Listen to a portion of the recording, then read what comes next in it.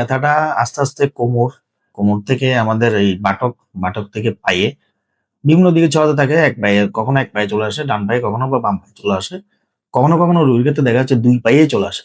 ব্যথাটা প্রিয় দর্শক আসসালামু আলাইকুম। আশা করি আপনারা ভালো আছেন। আজকে আমরা আপনাদের সাথে একটা রোগের ব্যাপারে আলোচনা করব। সেটা হচ্ছে এই যে আমরা ব্যাক পেইন যেটা আমাদের কাছে রোগীরা নিয়ে আসে। অনেক সময় আমরা বিভিন্ন ইনভেস্টিগেশন করে দেখতে পাই কমন একটা রোগ যেটা হচ্ছে PLID, prolapse lumber intervertebral disk.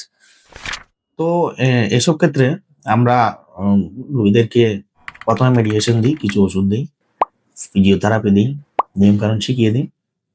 যখন দেখা যাচ্ছে কনজারভেটিভ ট্রিটমেন্টটা কাজ করছে না, তখন আমরা রোগীর ব্যথা উপশম করার জন্য আমরা একটা কর্ডাল এপিডুরাল ইনজেকশন দিই। সেটাও ডিস্ক দেখে আমরা রোগীর সাথে আমরা অ্যানালাইসিস করে রোগীকে পরীক্ষা-নিরীক্ষা করে কোনটা দিলে ভালো হবে এটা আমরা ঠিক করি। তো কর্ডালটা দিলে যেটা সুবিধা, এটা যে জায়গাটাতে ডিস্ক ফেটে গেছে সরাসরি আমরা আল্ট্রা গাইডেড ওই জায়গায় আমরা ওষুধটা পৌঁছিয়ে দিই। যাতে যে ডিস্কটা সরে গিয়ে ওখানে একটু ইনফ্লামেশন হয়ে কারণে যেটা চাপ দিচ্ছে আশেপাশে, সেটা একটু শিং করবে, একটু শুকিয়ে আসবে। পাশাপাশি যে নার্ভগুলোকে সে চাপ দিচ্ছে সেগুলো রিলিফ হয়ে যাবে। তো ইমিডিয়েট এটা খুব ভালো কাজ করে। আস্তে আস্তে ব্যথাগুলো কমতে থাকে এবং খুব ভালো একটা রেজাল্ট পাওয়া যায়। তো দেখা যায় যে এরপরে রোগীর ব্যথা কমে আসে, মোটামুটি 50-60% এর মতো এভারেজ কমে আসে। এরপরে রোগী যদি নিয়মকানুন মানে, তখন দেখা যাচ্ছে এটা আর মানে পরবর্তীতে খুব বেশি একটা ব্যথার ওষুধ খাওয়া লাগে না। জাস্ট ২-১ টা ওষুধ আমরা দিই সাপ্লিমেন্ট হিসেবে। কিন্তু যারা লং টাইম ধরে কাজ করে, যারা আসলে নিয়মগুলো মানতে পারে না, তো তাদের ক্ষেত্রে দেখা যায় যে এটা আবার ব্যথাটা কিন্তু আবার চলে আসে।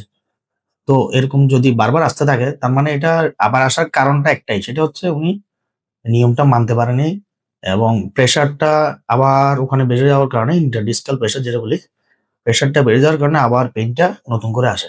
তো আমরা সবসময় যেটা ফোকাস করি যে এখনই ব্যথাটা যখন কমে আসবে তখন থেকে যে নিয়মগুলো ভালোমতো মানা হয়। এই যে আমরা কিভাবে বসবো বা কিভাবে অফিসে কাজ করব, কতক্ষণ দাঁড়িয়ে কাজ করব বা কতক্ষণ বসে কাজ করব, কিভাবে আমরা গাড়িতে চড়বো, কিভাবে আমরা পোশ্চার মেইনটেইন করব। এই জিনিসগুলো আমরা যদি মেইনটেইন করতে পারি তাহলে দেখা যাচ্ছে রুগী ভালো একটা রেজাল্ট পাওয়া যায়। অনেক সময় আমাদের কাছে রুগীরা আসে বলে, "স্যার আমি একটা ওষুধ দিয়ে আমি তো এখনো পুরোপুরি ভালো আছি।"